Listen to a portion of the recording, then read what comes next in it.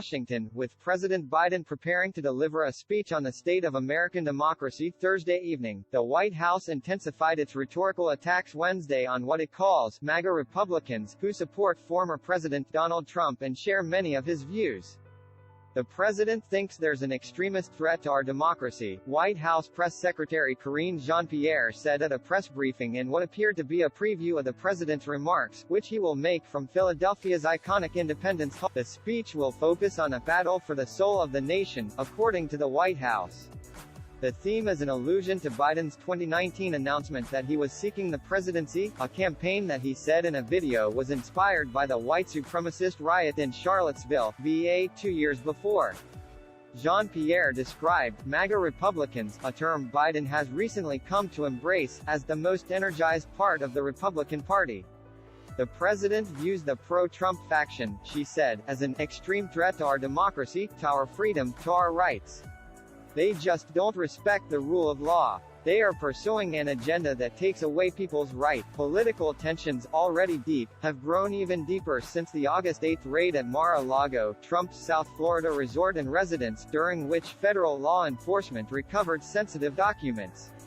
In a Fox News appearance over the weekend, Senator Lindsey Graham, RSC, warned that there would be riots in the streets if Trump faced prosecution from the Justice Department. It is not clear whether Biden will lay out any specific proposals in Thursday's address. A White House official told Yahoo News that the president would use his remarks to describe how our rights and freedoms are still under attack. And he will make clear who is fighting for those rights, fighting for those freedoms and fighting for our democracy. Legislation to expand and enshrine voting access, which experts see as a key reform, is all but impossible given the Democrats' narrow majorities on Capitol Hill. But with the congressional midterms approaching, the president may view the far simpler task of drawing a stark political contrast with Republicans as a more effective use of his energy. He did just that in his remarks at a rally for Democrats in suburban Maryland last Thursday. Trump and the extreme MAGA Republicans have made their choice, to go backwards, full of anger, violence, hate and division, Biden said, referencing MAGA, an acronym for Trump's 2016 slogan, Make America Great Again, more than a dozen times.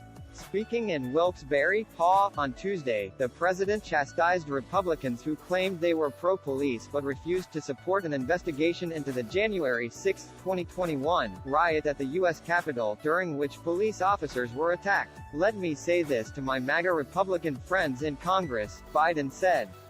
Don't tell me you support law enforcement if you won't condemn what happened on the 6th. You can't do it. For God's sake, whose side are you on? It has never been exactly clear just how much of the Republican Party the phrase is intended to encapsulate.